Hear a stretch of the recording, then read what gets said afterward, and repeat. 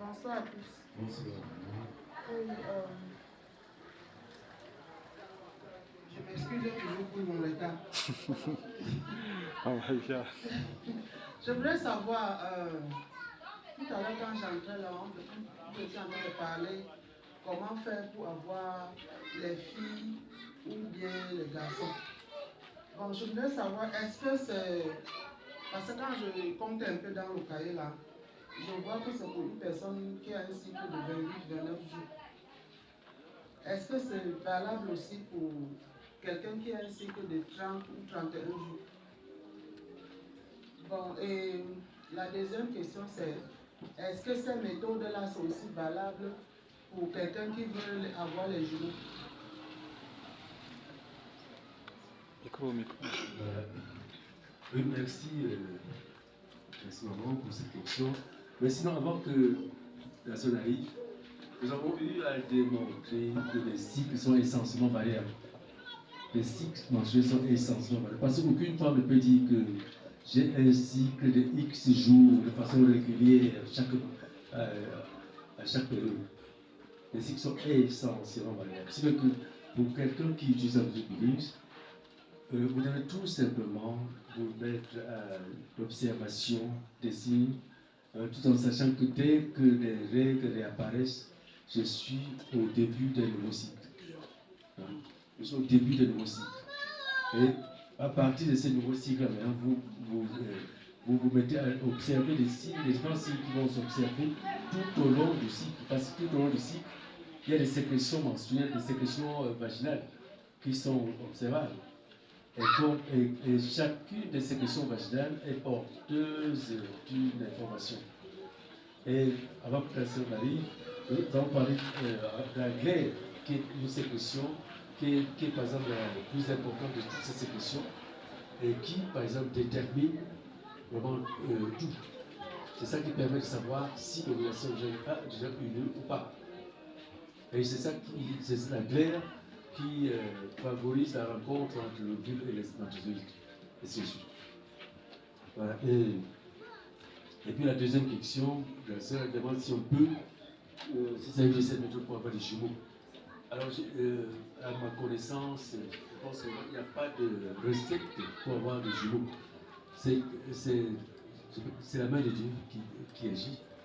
Parce que c'est au moment de la division cellulaire que le phénomène du jumeau se produit. Parce que le fécondé peut, en se divisant, se diviser en deux. Ça peut se diviser en deux. Si c'est un même ovule qui a été fécondé par un même spermatozoïde, l'œuf va se diviser en deux et vous aurez à la naissance des jumeaux, n'est-ce pas, de même sexe, par exemple. Des jumeaux de même sexe. Ou alors des jumeaux, par exemple, ce que nous appelons les vrais jumeaux. Les vrais jumeaux. Et là, par exemple, les vrais jumeaux, généralement, ils sont dans le même placenta. Généralement, ils sont dans le même placenta, alors que les faux jumeaux sont chacun dans son placenta à part. Je pense que notre sœur qui est pas vraiment agir par rapport à cela. Donc c'est Dieu qui décide. Il y a des temps qui font des triplets, et tout simplement c'est Dieu qui intervient. Tout ce que la science peut nous permettre de faire, c'est de choisir le sexe de l'enfant. On peut choisir le sexe de l'enfant. Mais on ne peut pas provoquer le phénomène des jumeaux.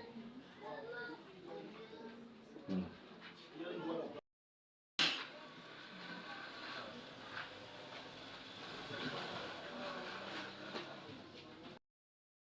Je suis anglophone. Okay.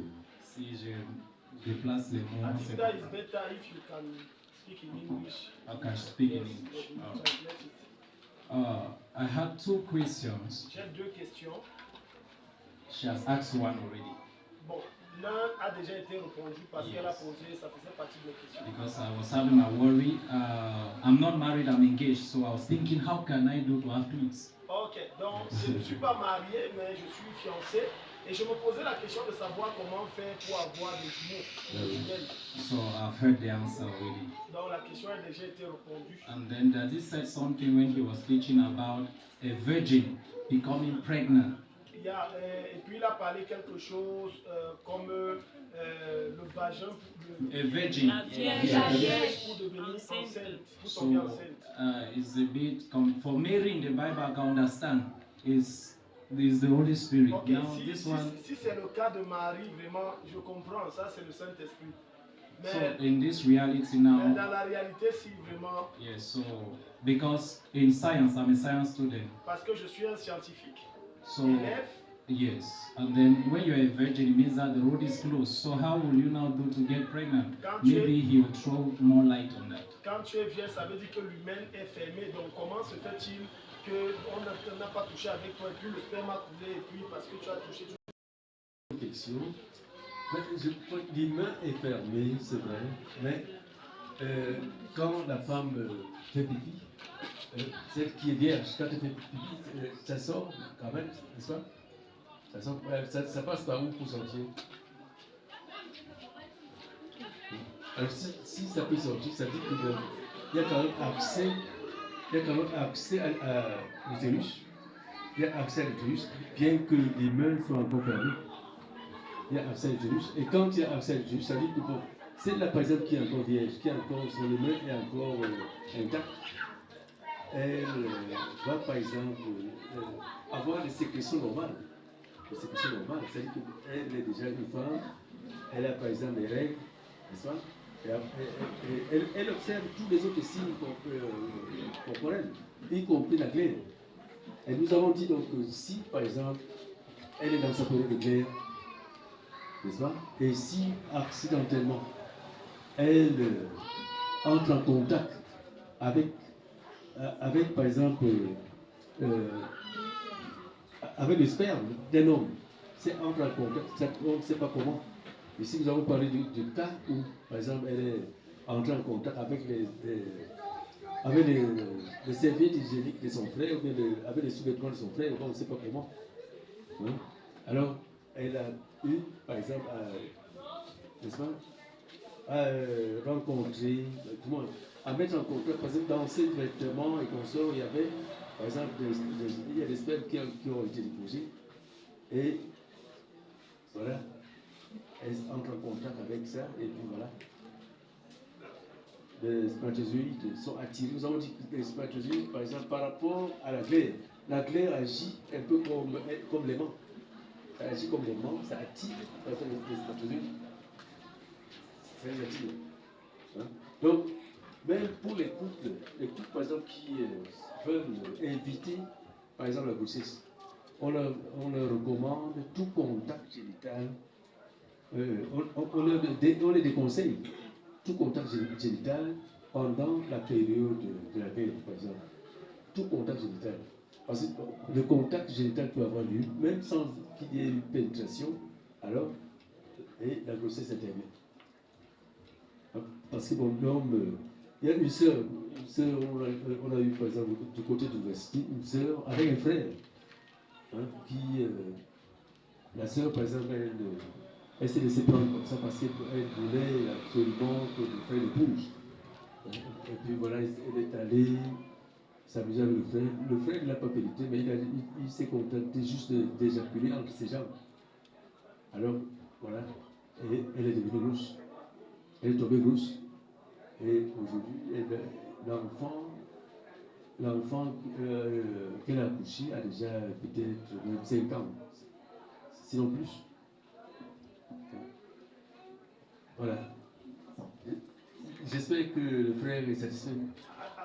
Attendez, je voulais que Patricia essaye de nous, le docteur essaye de nous éclairer un peu sur l'humain, c'est quoi, son rôle c'est quoi, comment ce phénomène se passe qu'il n'y a pas de rapport sexuel et puis on tombe enceinte. On a la grâce d'avoir un médecin chirurgien au milieu de nous, elle va essayer de nous éclairer par rapport à ça.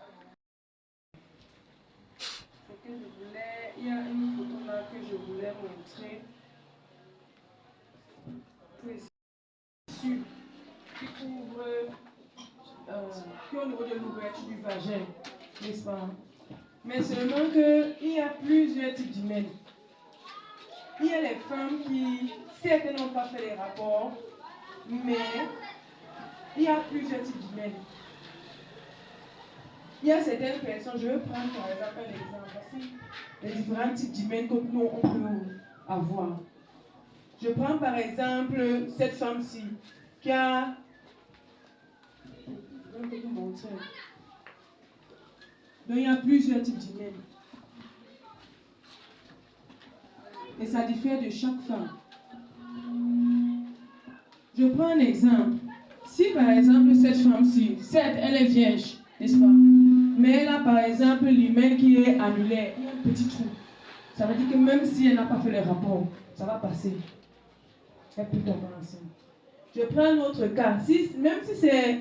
Parce qu'on a dit la glaire cervicale, lorsque nous sommes dans une période ovulatoire, c'est élastique. Ça veut dire que malgré qu'elle soit par exemple vierge, ça va passer. N'est-ce pas? C'est la même chose. Les femmes, il y a certaines filles qui sont vierges, n'est-ce pas? Comment est-ce que les règles sortent? Si c'était fermé, totalement fermé, ça veut dire qu'il y a quand même un petit espace où les règles sortent. S'il n'y a pas cet espace où les règles sortent, maintenant le sang va s'accumuler. Et là, c'est un autre problème. Ça va faire un autre problème. On est obligé d'opérer. Donc, ça veut dire que c'est une membrane, un tissu qui va venir, qui est au niveau du vagin. Mais maintenant, en fonction des femmes, il y a plusieurs types d'hymen. Il y a les hymens, comme on dit ici, imperforated hymen.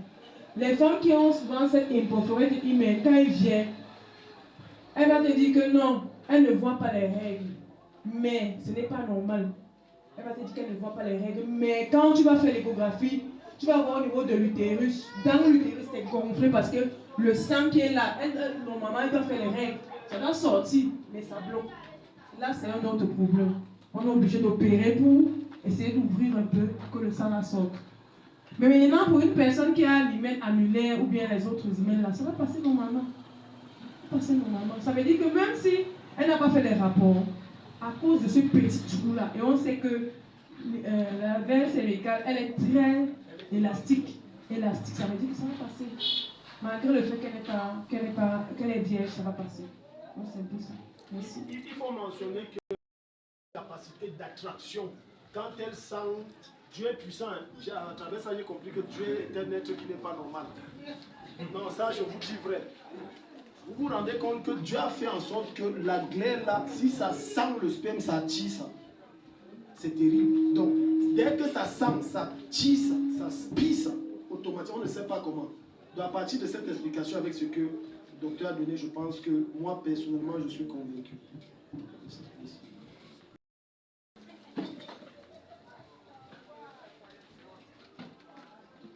Bonsoir. Bon, les voix de Dieu sont insondables. Ça veut donc dire que ça, c'est ce que dit la science. Ça veut dire qu'avec l'homme ou sans, bon, je peux dire sans rapport sexuel, tu peux tomber enceinte. Pourquoi je dois avoir les rapports sexuels? Donc, ça veut dire que je peux rester comme ça là, je prends le sperme de mon époux comme ça là, et puis je tombe enceinte. Donc, je n'ai pas forcément besoin d'avoir les rapports sexuels. Maintenant, il y a un autre souci.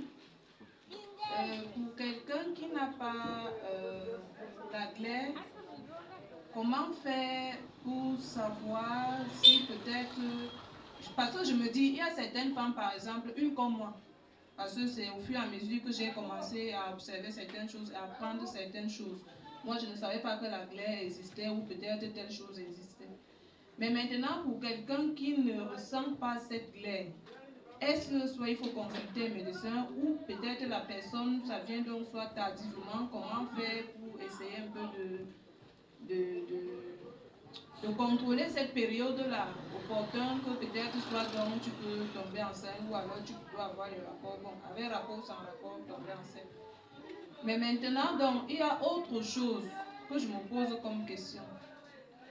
Si les autres, je vais dire quoi, manifestations, donc certains peut-être médecins nous relèvent aussi également, soit les picotements, les pincements et machin, tout ça. Est-ce que c'est lors de la période d'ovulation ou après ovulation ou avant les menstrues? Parce que tantôt, ça peut venir avant les menstrues, tantôt, bon, par moment même, tu ne sais même pas quand est-ce que tu ovules. Pour celles qui sont vraiment occupées ou peut-être pour celles-là soit qui ont d'autres problèmes de santé.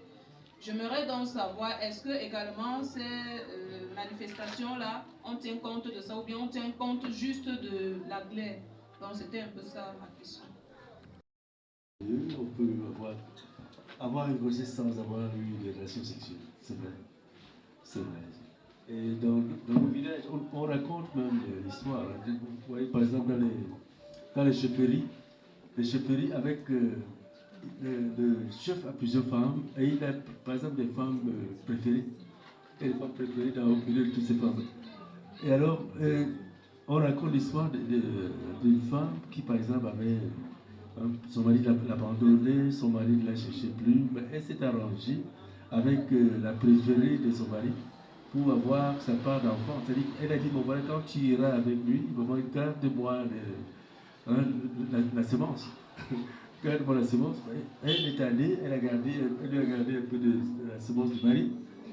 Et elle est allée, elle a juste introduit cette semence dans elle, et puis elle a eu son enfant. Elle a eu son enfant, et ça arrive. Hein. On peut donc concevoir sans avoir eu à consommer du sexe. Une autre histoire, il y a une femme qui, par exemple, est passée par ce moyen pour se faire des millions. Il y a un milliardaire qui est venu dormir dans un hôtel, et puis elle est allée prendre, comme c'est elle qui faisait le ménage dans l'hôtel, elle est allée récupérer le préservatif, par exemple, que le monsieur a utilisé pendant la nuit. Elle est allée faire elle a eu un enfant et après elle a porté plainte contre ce monsieur disant que voilà, le monsieur lui a fait un enfant et l'a abandonné. Voilà, et puis le monsieur est passé par le jugement et consort. Même à la fin, la femme elle a demandé un test d'ADN, on a fait l'ADN, l'ADN a prouvé que c'était l'enfant du monsieur. Voilà, elle a pu se faire des millions comme ça. Ah, des millions en dollars, hein, pas en CFA. Donc, voilà. Et puis maintenant, pour les autres questions que la série a posées, et maintenant la glaire, par exemple, on peut assister à des cas où des femmes qui ont comme une rareté de la glaire est rare. Elle observe à peine la glaire. Donc c'est pour ça que chaque femme qui se met à l'utilisation de la méthode doit être assez attentive sur ce qu'elle observe de son organisme. Elle doit être assez attentive, parce que chez certaines femmes, la glaire est vraiment rare. Alors si bien qu'elle reconnaît qu'elle est en problème de glaire, tout simplement à partir des signes qu'on a pu lui donner de la glaire. Parce que dans l'enseignement, on vous dira que la glaire, elle est filante, elle est humide, de façon que une femme, par exemple, qui est dans sa période gléreuse, elle peut même, sans s'être observée, elle peut savoir qu'elle est dans la période de glaire, parce qu'elle sent comme une forme d'humidité en elle, elle se sent humide. Donc voilà, même cette humidité peut déjà te dire que, attention, tu es dans ta période de glaire. Donc il suffit seulement de bien connaître, la glaire et d'être attentif. Par rapport à chaque signe, par exemple, qui est en train de se faire en vous.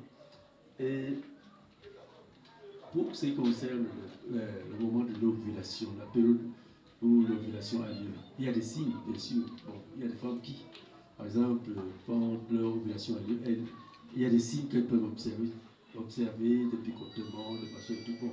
Mais sinon, le signe le plus important, c'est la glaire. La glaire, nous avons dit que la glaire est là. Quand la glaire commence à se faire voir, c'est pour dire à la femme, attention, l'ovule se prépare à descendre. Et quand la glaire arrête de se faire voir, c'est un signal qui donne à la femme pour lui dire, attention, l'ovule a déjà été libéré. L'ovule a déjà été libéré, donc l'ovule est déjà là en train de descendre. Je crois que c'est suffisant pour une femme qui s'observe, qui utilise la méthode. C'est suffisant pour elle pour savoir à quel moment situer sur sonographie le jour de l'ovulation. C'est bon? Voilà. Elle a dit dont je n'ai pas besoin. Si je ne corrige pas ça en tant que pasteur, c'est que j'aurai les problèmes des couples à résoudre ici. Alléluia. Parce que tu vois, les femmes sont spécialistes pour retenir un genre. On dit que, n'est-ce pas, le pasteur avait enseigné ici qu'on a invité que je n'ai pas besoin. Bon, je suis dans ma période d'ovulation, donne-moi ta semence. Alléluia. Non, en fait, qu'est-ce que je veux dire par là? Ça, ce sont des cas d'accident. Amen. Mais Dieu n'est pas fou de créer entre la femme et l'homme qu'il y ait des moments d'intimité. Nous ne sommes pas des animaux pour nous rassembler juste pour faire des enfants. On a vu ça hier. C'est également un moment de jeu. Je pense que le pasteur l'a dit, j'ai noté ça.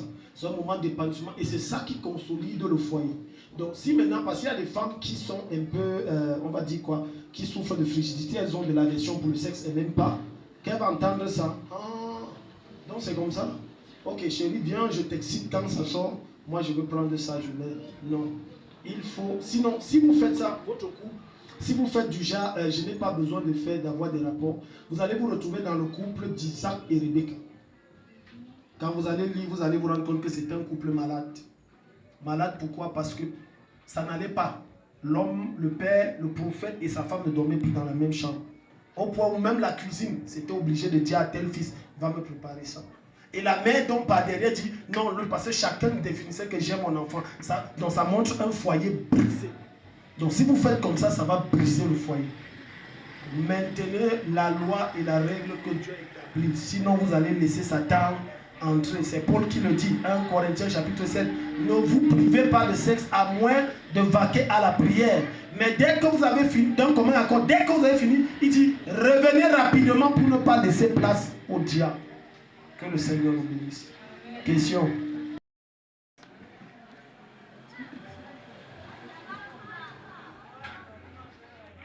Micro.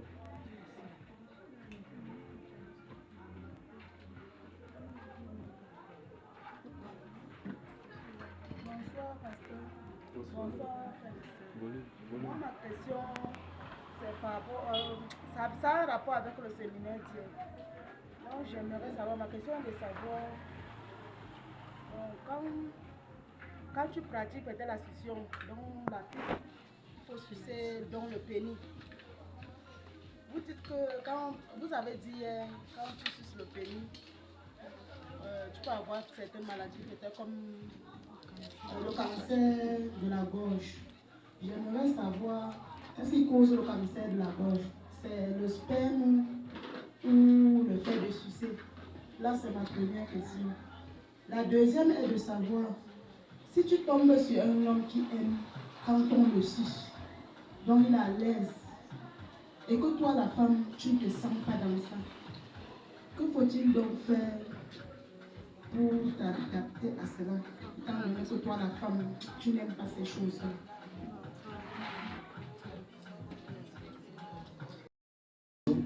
Sexuelle. Parce en réalité, la fellation, comme le cunnilingus, la fellation c'est quand la femme suce l'homme. Et le cunnilingus c'est quand c'est l'homme qui suce la femme. Et nous avons dit que c'est porteur, la fellation est porteuse de maladies. Vous l'avez passé déjà? Oui, par exemple, l'acte sexuel déjà, quand l'acte sexuel se fait de façon régulière, par les voies normales, il y a des maladies qui se transmettent, n'est-ce pas? Il y a des maladies qui se transmettent. Il y a par exemple la bolo qui peut se transmettre, il y a la syphilis qui peut se transmettre, il y a plein de choses qui peuvent se transmettre. Alors imagine que pour cette même maladie, par exemple, que l'homme pourrait déposer plutôt dans le vagin, et il dépose plutôt dans la bouche. Ou bien dans la gorge, parce que quand par exemple elle met le pénis dans la bouche, ça va jusqu'à la gorge. Et c'est là que la semence est déposée. Et le germe de la maladie, de tous les germes qui sont contenus dans tout ceci. n'est-ce pas, c'est elle qui absorbe ça dans sa gorge. Et les muqueuses, par exemple, qui sont dans la bouche, c'est des muqueuses trop sensibles. C'est sensible et ça peut facilement être infecté. Donc, en réalité, ce n'est pas un procédé, un moyen hygiénique pour pouvoir faire du sexe. Alors, que faire si on se retrouve avec un partenaire, par exemple, qui trouve son plaisir de cette manière, ce n'est pas la fellation. Alors aussi, par exemple, on peut tout simplement amener le partenaire à comprendre que vraiment ce n'est pas une bonne façon de faire. Et c'est pour cela que nous avons souhaité que les deux conjoints puissent être présents à ce séminaire. Pour qu'ensemble on puisse expliquer cela, pour que chacun puisse comprendre.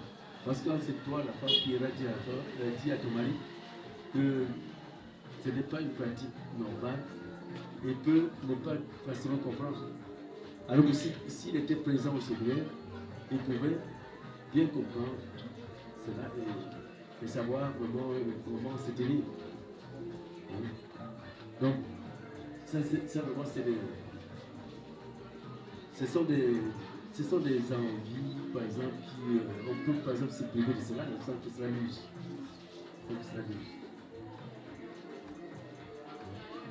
Je ne sais pas si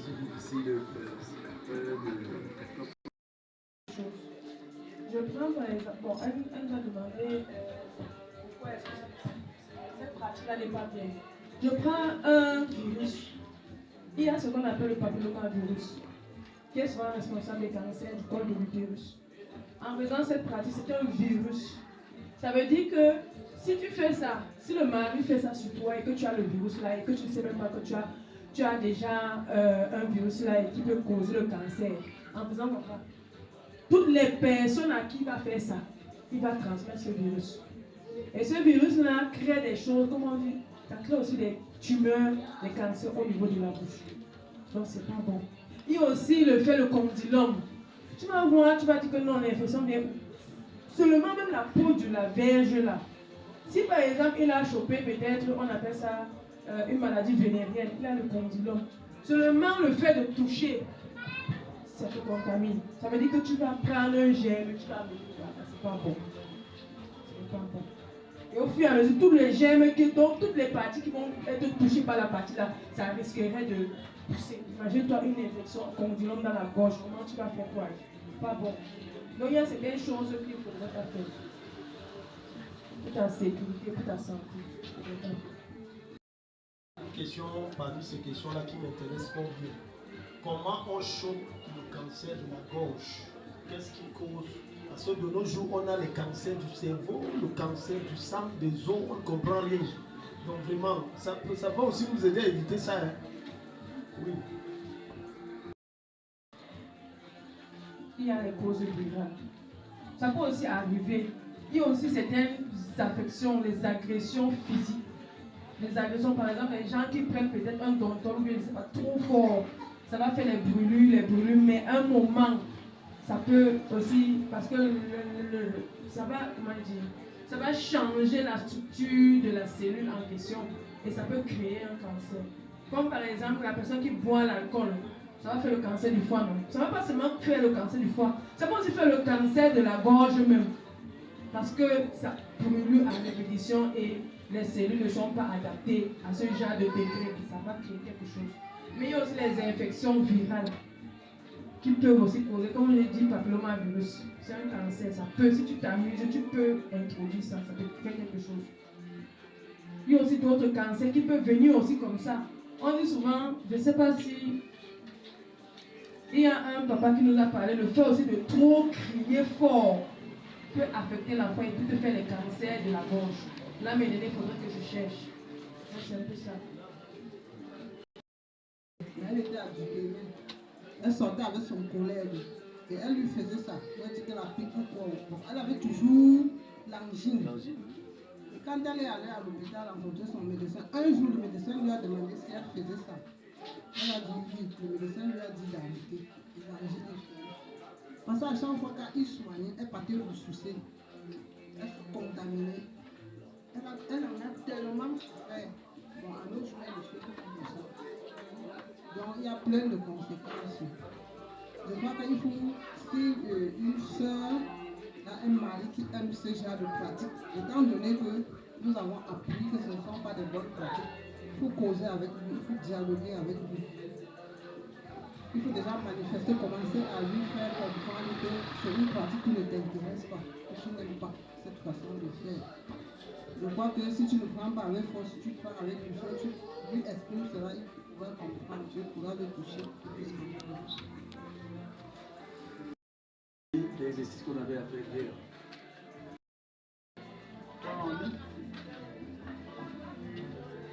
Bonsoir, pasteur.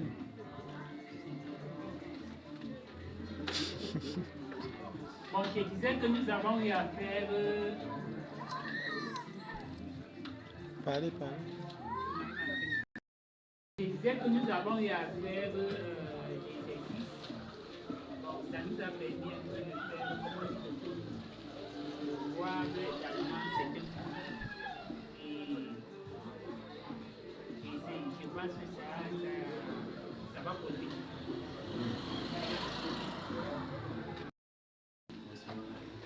Bon, nous avons également fait l'exercice et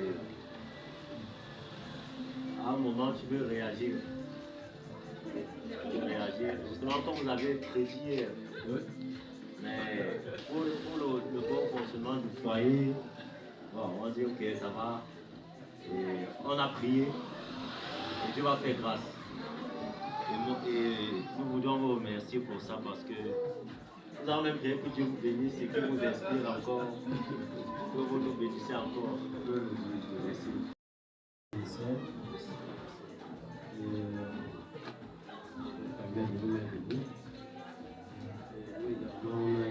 On s'est exercé à cet exercice-là.